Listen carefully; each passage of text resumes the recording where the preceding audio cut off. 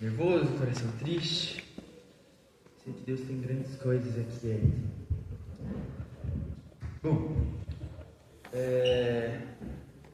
já vou falando já um pouco sobre essa palavra que Deus me entregou. Nos últimos dias Deus tem falado várias coisas no meu coração. E todas essas coisas, elas têm só um fim. E Deus tem ministrado várias áreas da minha vida, várias coisas no meu coração, mas todas realmente apontam para um propósito, para um destino, que é o que Deus quer para a nossa vida como igreja aqui. E tudo que o Deus está revelando no meu coração, guiando meu coração, tem ido para somente um propósito, um destino, que é as grandes coisas que Deus quer fazer aqui neste lugar, quer fazer na nossa juventude, quer fazer na nossa igreja. E muitas vezes quando nós olhamos para a Bíblia, ou olhamos para vários homens e mulheres do passado que viveram coisas extraordinárias com Deus, uma coisa que era bem clara na vida deles era a disponibilidade deles para Deus, então a entrega deles para Deus e a intimidade deles com Deus.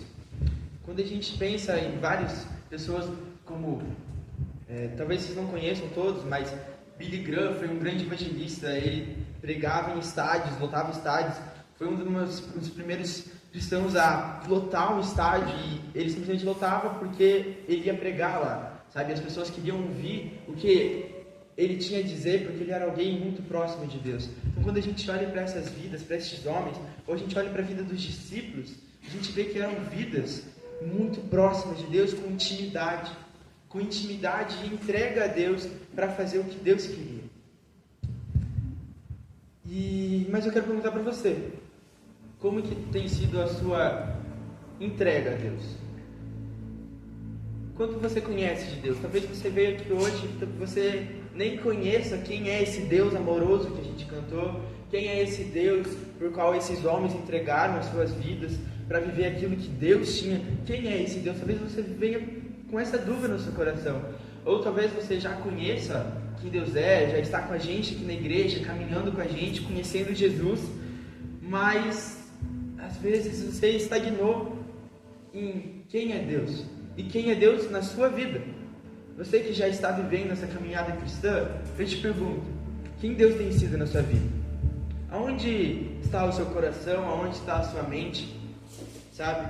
Por onde você tem andado? Por onde a sua mente tem vagado? Sabe?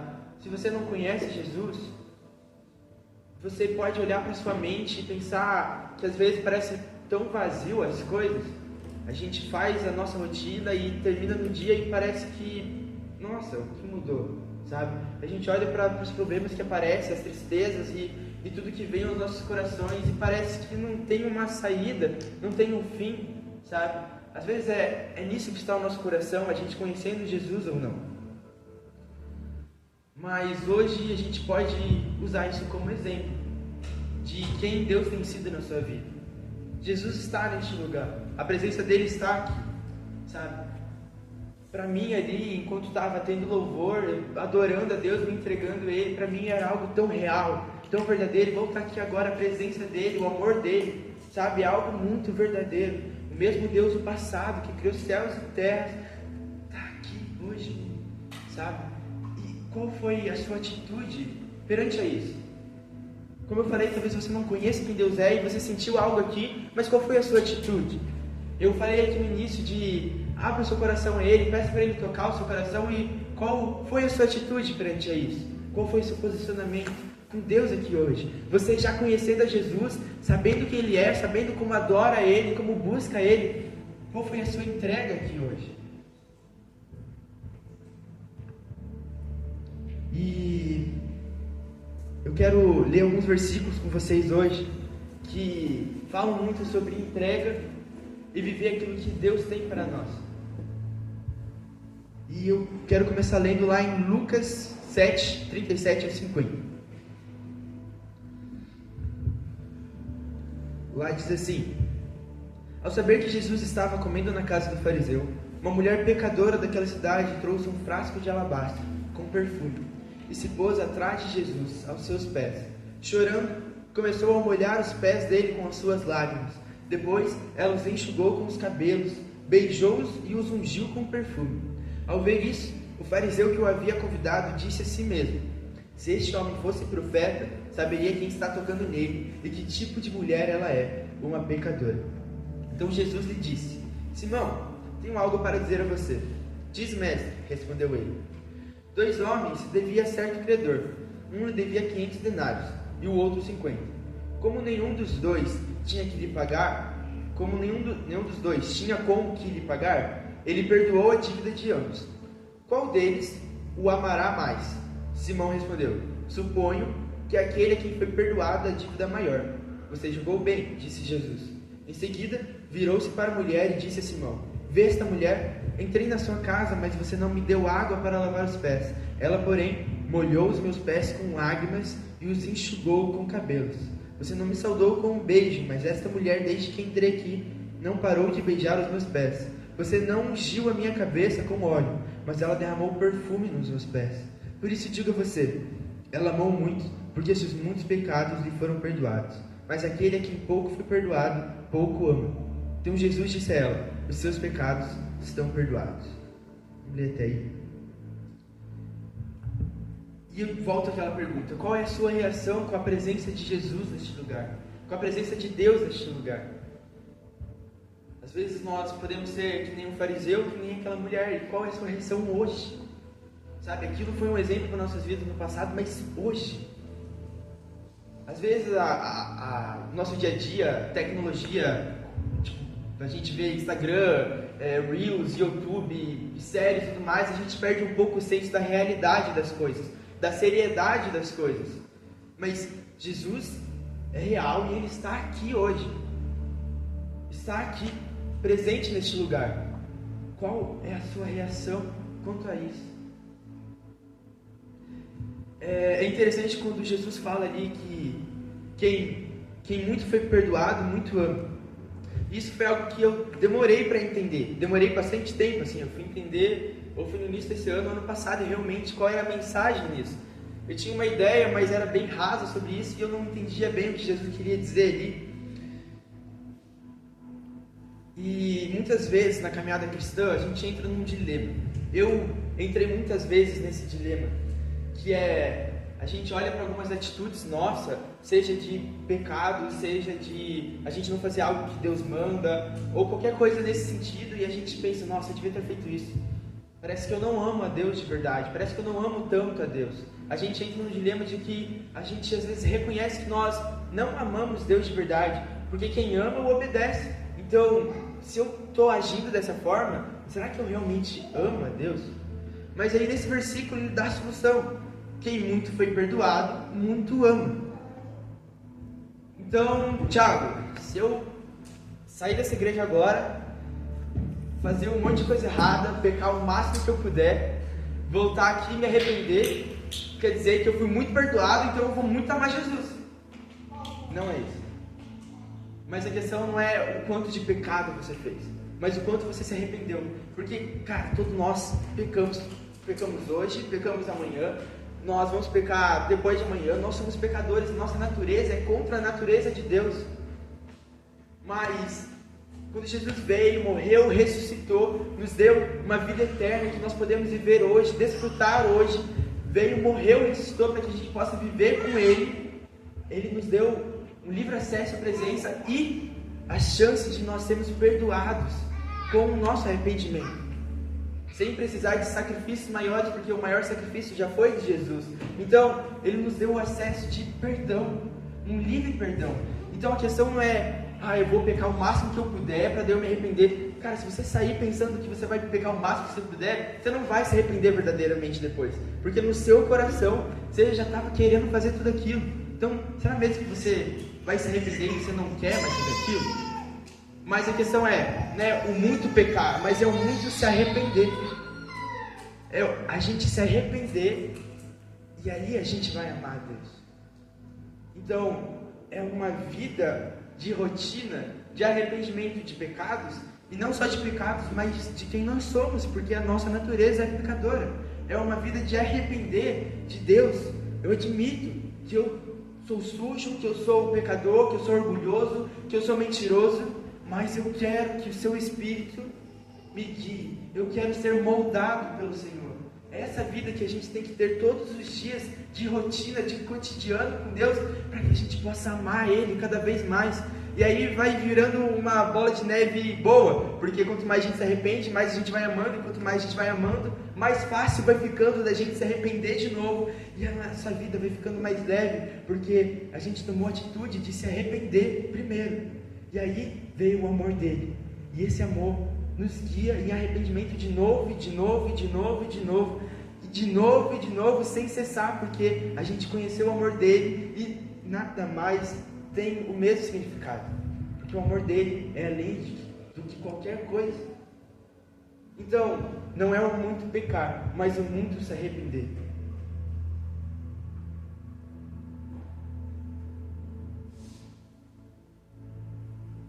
E eu quero fazer uma pergunta para você agora. Você quer se arrepender da sua vida? Cara, como eu falei no início, você conhecendo Jesus ou não, mas quando você se afasta dele, quando você está longe dele, quando você não conhece ele, a sua vida parece não ter sentido. Não parece ter um vazio no seu coração quando você está longe dele. Não parece ter um buraco faltando. Não parece que quando você termina o dia, nossa, cadê a parte boa? Sabe quando você vai numa viagem? Quantos aqui, sei lá, foram no Beto Carreiro com o colégio, algo assim? Foram para uma viagem no colégio, sei lá, para Lapa? Quantos já fizeram alguma viagem com a escola? Ou algo assim? Pô, foi legal, foi divertido. Você estava lá e você estava totalmente entretido, envolvido assim no negócio. Assim. Quando eu fui no Beto Carreiro no meu terceirão, assim, eu estava lá, fui o dia inteiro, assim, loucura, absurdo. Mas quando eu voltei pro ônibus, eu estava voltando para casa, sabe? Enquanto estava tendo a maior folia lá no ônibus, eu coloquei meu fone e eu falei, cara, foi muito bom. Mas a presença dele consegue ser melhor que isso. O amor dele consegue ser muito melhor do que isso. Então, a gente às vezes acha que a vida é isso e que a vida é boa do jeito que é. Ah não, mas é aquela história de filme e de coisa assim, de que não, a vida é assim mesmo, você tem que aproveitar do jeito que ela é, sabe? A vida é assim, você vai ter problemas, e família é isso, e é simplesmente isso. Mas cara, não é simplesmente isso. É uma fuga do nosso coração de que na verdade isso não é nada, e que isso não preenche, que isso é vazio, e que isso não nos dá alegria verdadeira. Mas quando nós conhecemos o amor dele, isso dá alegria verdadeira. E eu quero te perguntar, você está disposto hoje a se arrepender? Jesus está aqui, mas hoje, qual é a sua atitude? Você está disposto a arrepender dos seus pecados, de sua vida, para viver com Ele? Para viver aos pés dele, assim como essa mulher? No melhor lugar? Quero ler mais um versículo com vocês. Lucas 10, 38.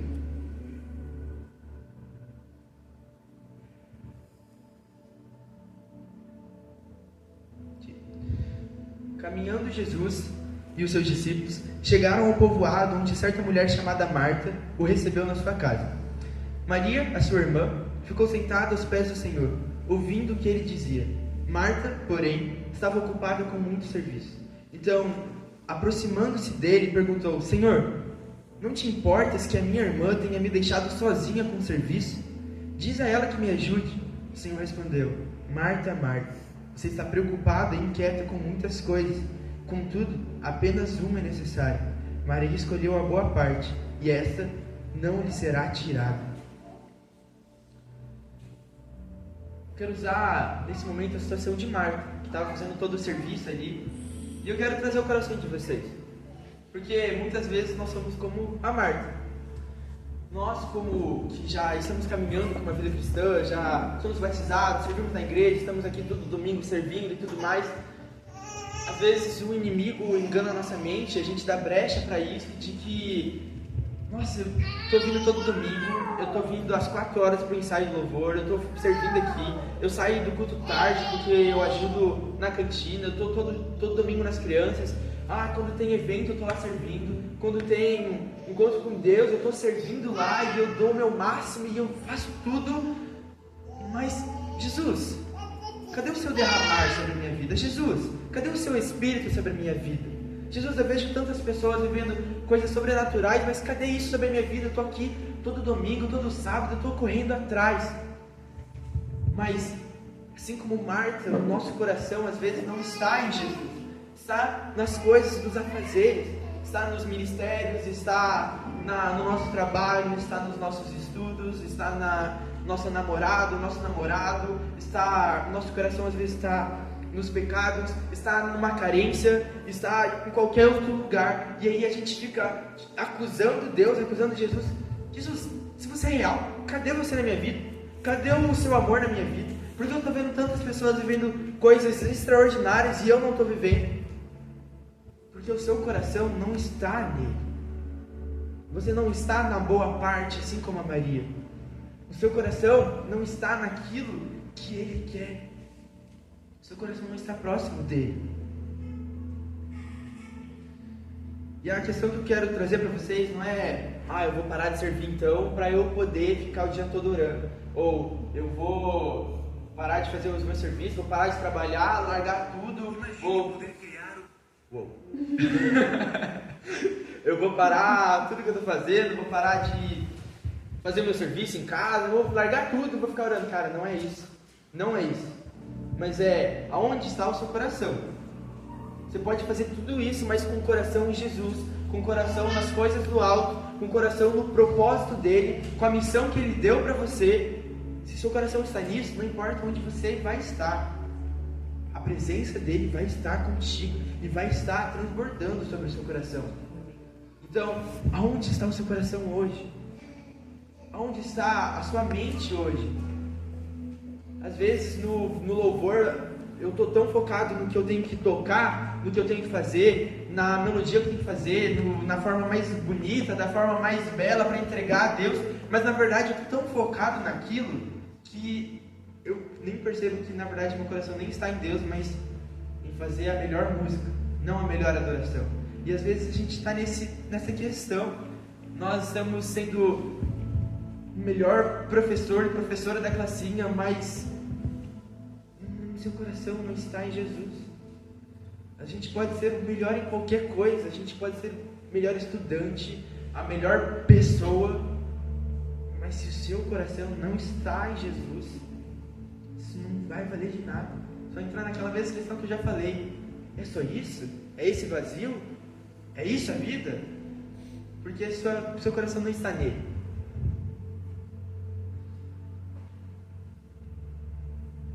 Então, estamos muito cheios de preocupações, de ansiedades pelo futuro, muito cheios de medo pelo futuro, medo da vida, medo do que vai vir, medo do que pode acontecer, medo da faculdade, medo do Enem, medo do vestibular, medo de tantas coisas e presos em tantas coisas que a gente nem percebe que a gente está aqui, só olhando aqui, reto. Enquanto Jesus está ali em cima, falando para você olhar para uma eternidade. E Ele está chamando você, Ele está chamando, filho, filha, olhe para mim, eu estou aqui. E a gente está aqui, problemas e preocupações, e a vida adulta chegando, e a gente aqui preocupado com as brigas, com as intrigas, e enquanto Jesus está lá, filho, olhe para mim. Filha, olhe para mim, olhe para a eternidade, olhe para o que eu te entreguei quando eu fui na cruz morrer por você, olhe o que eu entreguei para você. Mas a gente segue olhando reto, num plano reto, e que parece sem fim, sem solução, sem nada. É só mais e mais pessoas da mesma forma, olhando reto, preocupado, com medo, com ansiedade, enquanto Jesus está lá em cima, chamando o seu nome, clamando, vem, filho, vem. Vamos ter olhar para algo eterno, para a boa parte, assim como Maria.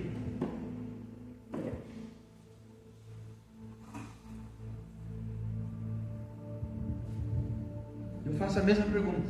Onde está o seu coração? Onde está a sua mente hoje? Cara, é muito fácil a gente ficar distraído com as preocupações, ou simplesmente distraído com qualquer coisa da vida, tipo, com o celular. É muito fácil a gente simplesmente se distrair e olhar para baixo. A gente passar num vídeo e aquele vídeo prender a gente nem percebeu que o vídeo que a gente estava assistindo é algo totalmente contra o coração de Deus, contra a natureza dele.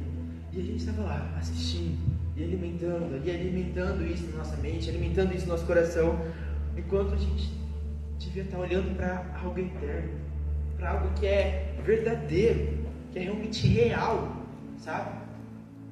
E aonde está o seu coração? Aonde está o seu coração? Se você não conhece Jesus ainda, eu te digo, tem uma solução para a sua ansiedade, tem uma solução para essa preocupação pelo futuro, tem uma solução para os seus problemas familiares, tem uma solução para tudo isso.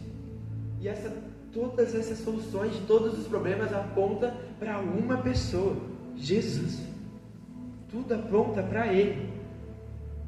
Mas, como eu falei, a gente fica tão distraído com tudo que está em volta e que, nossa, um problema é estudar para Enem e isso e prova daquilo, e o vídeo novo e a trend nova e a roupa nova que está sendo usada, e a gente fica tão aqui envolvido nisso, e a gente fica preso nesse círculo sem fim, vazio, enquanto a gente vai estar olhando para o alto. Aonde está o seu coração? Aonde está a sua mente?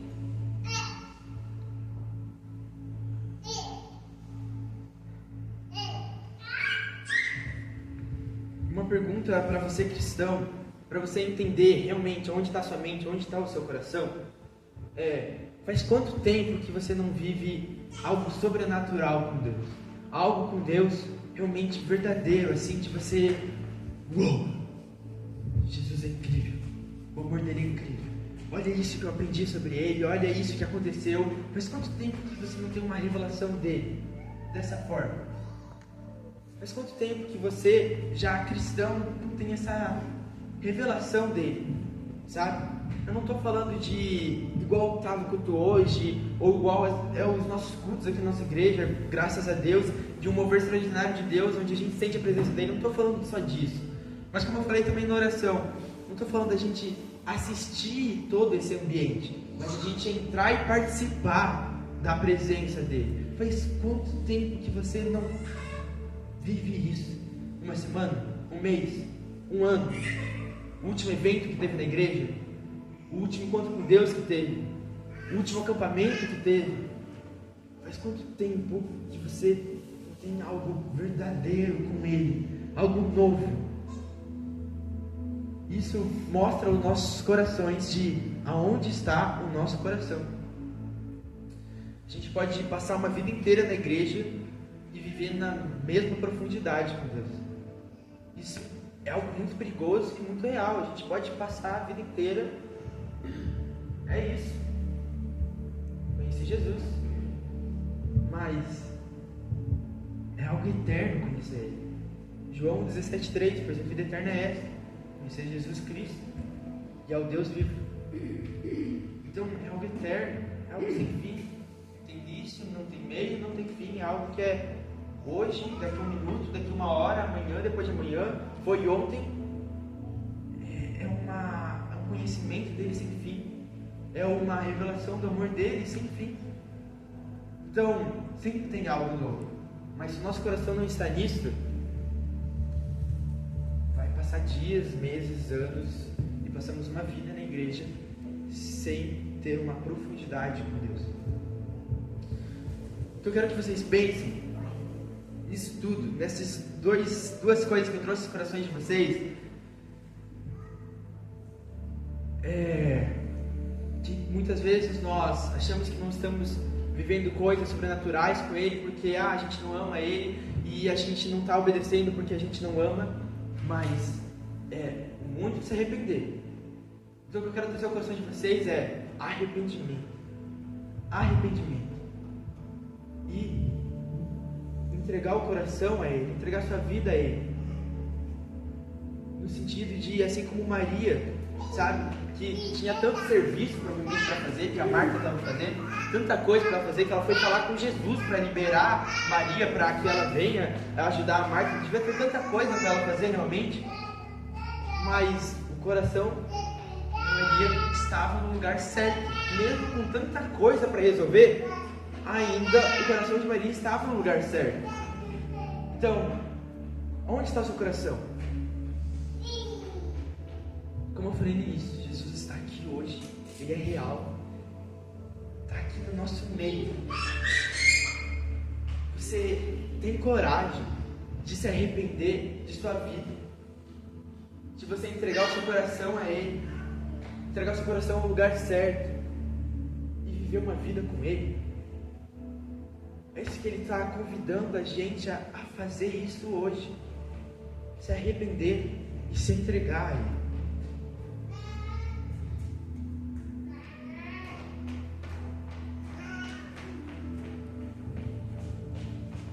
E o que Deus trouxe no meu coração é que Ele quer que nós possamos se arrepender e entregar a nossa vida a Ele, porque Ele tem algo extraordinário para cada um de vocês, porque Ele tem uma vida extraordinária e que Ele quer usar a vida de cada um de vocês, sabe? Ele está te chamando hoje. Vocês conseguem imaginar Jesus aqui no altar? Tenta imaginar isso, Jesus aqui no altar, e Ele está olhando nos seus olhos e está te chamando para vir aqui aos pés dele. É real, Ele está aqui, está te chamando para isso, mas Ele está falando, precisa de arrependimento e precisa de entrega. Precisa de arrependimento e de entrega.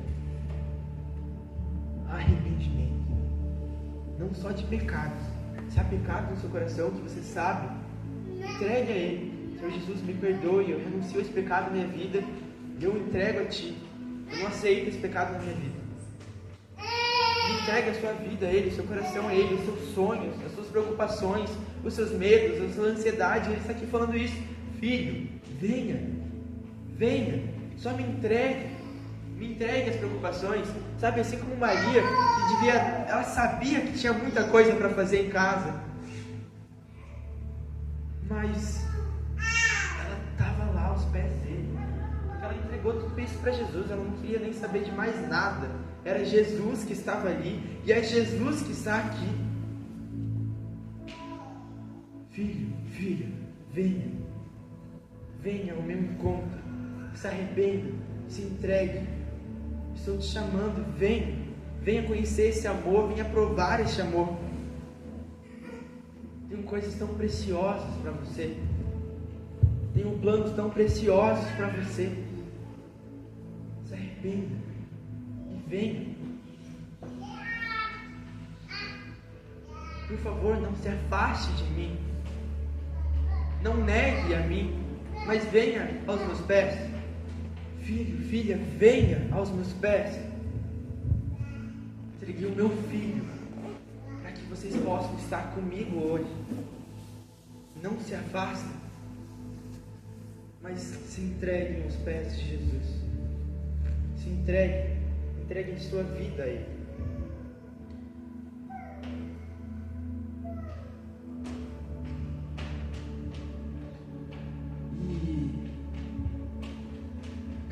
Planos preciosos para você, planos extraordinários para você viver, uma vida extraordinária. Como eu falei no início, como eu falei todo esse tempo, a gente vive numa vida que é tudo vazio, que é tudo reto, que é tudo vano, mas que quando a gente olha para Jesus, tem ali uma nova vida, porque quando Jesus veio, morreu, sofreu, ressuscitou, para nos dar essa vida eterna, para nos dar uma comunhão com Ele, para que a gente possa se arrepender de nossos pecados.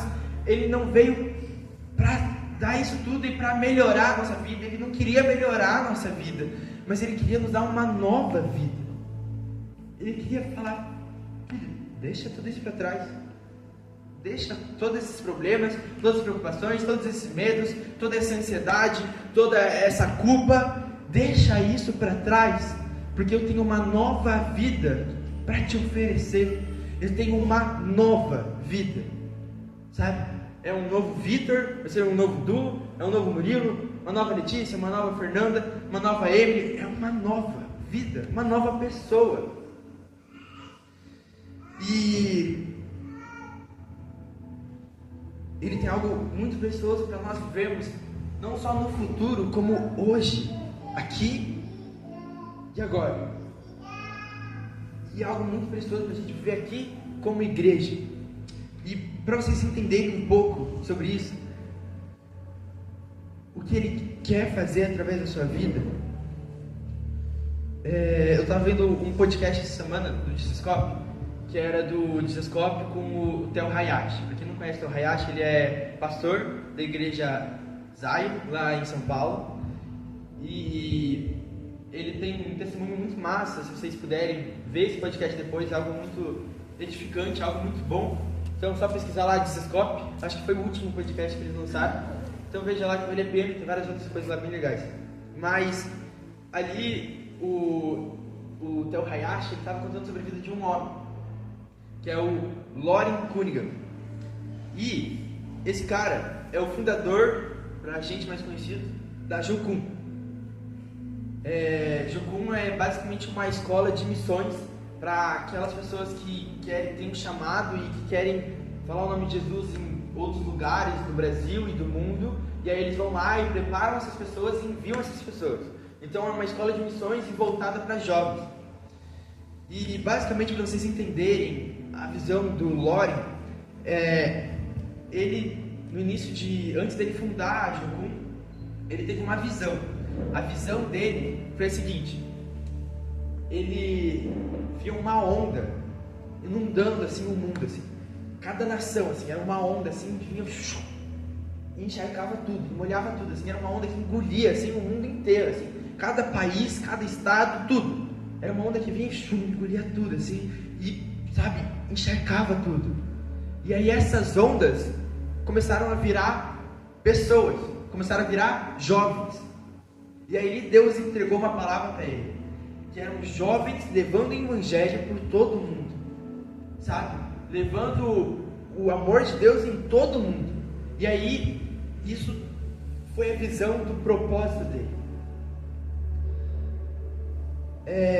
E aí ele criou Jocum. Jocum foi traduzido do inglês para português, que significa jovens com uma missão. Jocum. Em inglês é a mesma coisa, só que em inglês. E a vida dele, cara, foi totalmente voltada para levar o evangelho. Levar o evangelho pelas nações e fazer discípulos em todas as nações. Ele realmente tomou como verdade absoluta no coração dele a missão que Jesus nos deu, de ir por todo mundo, batizai em nome do Pai, do Filho e do Espírito Santo, e fazer discípulos em todas as nações. Ele tomou isso sobre a vida dele e ele vivia para isso. Para vocês entenderem um pouco de como ele vivia para isso,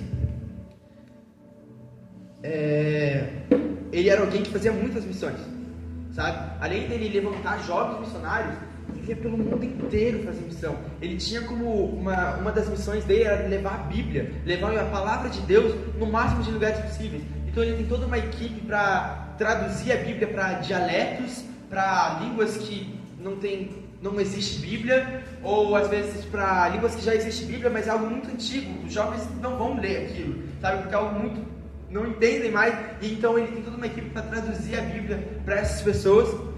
Mas ele, como missionário, ele viajou, cara, é algo fora do comum. Ele viajou de avião 10 milhões de quilômetros. 10 milhões de quilômetros. Tudo isso por causa de quê? Ele queria conhecer Paris. Não, ele queria falar do Evangelho. Ele queria falar sobre Jesus para o máximo de pessoas que podia. Então ele viajou por aproximadamente 10 milhões de quilômetros. Isso, para vocês terem um pouco de noção, eu usei na calculadora, dá aproximadamente 250 mil voltas ao mundo de avião. Então vocês têm noção de tudo que ele fez, sabe, o que queimava no coração dele para levar o amor de Jesus, sabe? Olha que absurdo. 250 mil voltas no mundo de avião, tudo por uma missão. Tudo por uma missão. E enquanto o Theo Hayashi contava vários outros testemunhos que ele teve com ele, desde coisas engraçadas, assim, tipo, contar uma pra vocês. Ele falou que ele foi para os Estados Unidos, que era onde aquele cara morava. Não, lá no Havaí, aquele cara mora lá no Havaí, que era uma sede da Jocum no Havaí. Absurdo. E aí ele foi lá, o Theo Hayashi, porque ele é bem próximo do Lore, porque ele ficou um tempo na Jocum e ele conhece bem ali o Lore. E aí ele falou que o Theo Hayashi falou assim, muitas vezes eu estava lá na minha casa, e aí eu recebi uma ligação, era do Lore. Aí ele, cara, que Lore? Atendeu? Vem aqui pra casa, mas traz um sorvete. E chamava o Theo pra ir lá só pra ficar batendo papo, e o Theo fala que era tipo, maior resenha de conversa, de risada e tudo mais. E várias coisas nesse sentido. Teve uma vez também que ele contou de que a igreja ali do Loren queria dar um carro para ele, porque ele já estava bem velhinho e não estava se conseguindo locomover assim muito bem. Ele fazia tudo de a pé e tudo mais, mas queriam dar um carro para ele, para ajudar ele. E ele não queria aceitar, não queria um carro, não queria um bem, não queria nada disso. Até que chegou o irmão da igreja, foi na casa dele, deixou a chave do carro na casa dele e falou, tá aqui, eu comprei um carro e você vai usar, porque isso vai te ajudar. Comprou um baita Tesla para ele usar. E aí o Theo falou que uma das coisas que eles mais fizeram andando de carro era entrar no carro, e daí lá você pode andar no piloto automático, né? Não precisa dirigir. Ele colocava ali no Maps o McDonald's mais próximo e ia lá tomar sorvete, sabe? Então a gente olha para a vida desse homem e vê como era simples. E se vocês verem o podcast depois, como era alguém feliz. Mas uma das coisas que mais me marcou de todos os testemunhos que ele deu ali sobre a vida desse homem foi que esse homem, o Loren, ele estava quase morrendo. Foi tipo, meses, semanas antes dele falecer. E o Theo Hayashi foi lá visitar ele. Foi lá fazer uma visita no hospital já, ele estava internado. E ele faleceu em 2023, eu acho. E aí o Theo Hayashi foi lá visitar. E, impressionantemente, as últimas palavras do Loren para o Theo Hayashi foi... Ele falou que ele juntou todas as forças que ele tinha, assim, tremendo, apontou para o Theo e falou assim... O que você está fazendo? Vai fazer alguma coisa. As pessoas precisam conhecer. Então, cara, a gente vê no último suspiro, na última força dele, o que ainda queimava no coração dele, o que ainda era verdade no coração dele, a missão que ele tinha. Sabe, eu não sei vocês, mas nunca na história eu vi alguém com tanta determinação como um cristão de fazer uma missão, sabe? Se a gente olhar pessoas da história que não são cristãs e que tinham uma missão, eu tenho certeza que a vida inteira dela ela foi focada nisso, para fazer isso. Cara, eu tenho certeza que no final da vida ela não estava tão mais focada nisso. Ela queria aproveitar aqui, fazer qualquer coisa assim. Então a gente olha para qualquer pessoa que não é cristã, no final da vida ou em qualquer momento da vida ela vai perceber que toda a missão e toda a procura que ela tinha não fazia sentido, seja de o melhor trabalho, ficar rico, ou qualquer coisa nesse sentido. No final das contas não vai fazer sentido. Mas daí a gente olha para a vida desse homem, onde nos seus últimos dias ele ainda estava com o coração queimando pela missão. Então, se você não conhece Jesus, não há nada melhor do que Jesus, nada mais verdadeiro. Ele nos dá não só uma nova vida, mas como um propósito para a gente viver. Um propósito, um destino, um alvo, uma missão. Uma missão. Se você não conhece Jesus, você sabe que você com certeza tem sonhos, você tem metas. Mas eu te pergunto, e depois desse sonho? E depois dessa meta?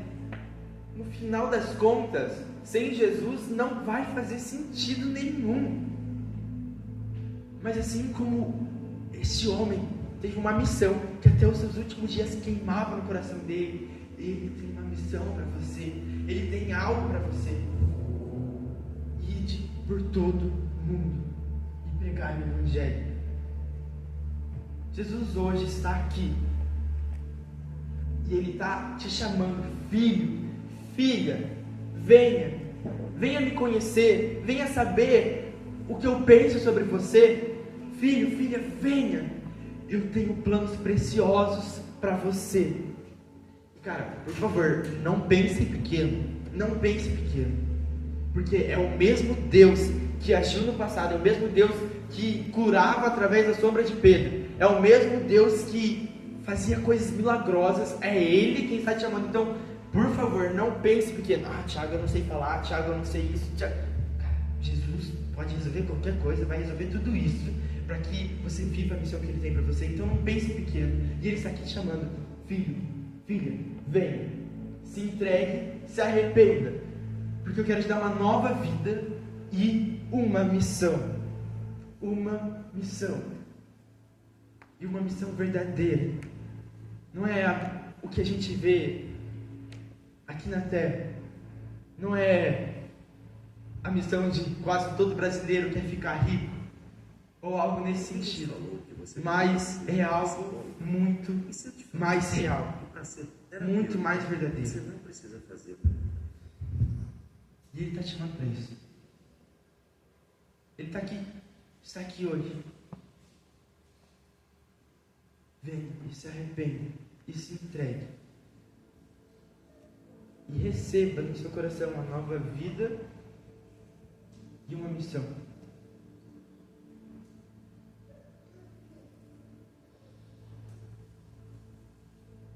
Quero ler com vocês mais um versículo, que é João 12.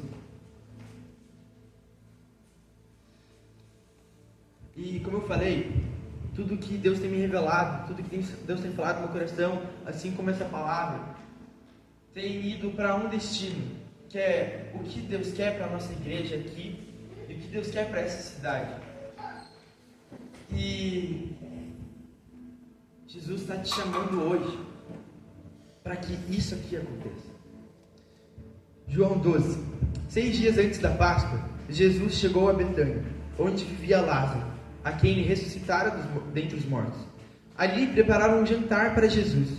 Marta servia, enquanto Lázaro estava à mesa com ele. Então Maria pegou uma litra de nardo puro, que era um perfume caro, derramou sobre os pés de Jesus e os enxugou com os cabelos. E toda a casa se encheu com a fragrância do perfume. Preste atenção nesse versículo 3. Pode deixar aí, Arthur. Maria veio.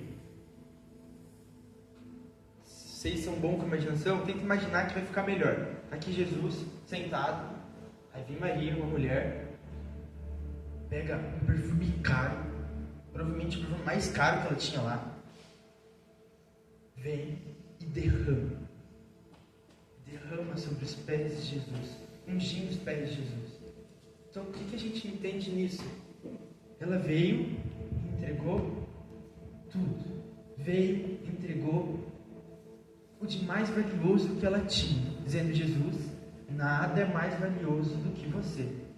E aí depois ela foi lá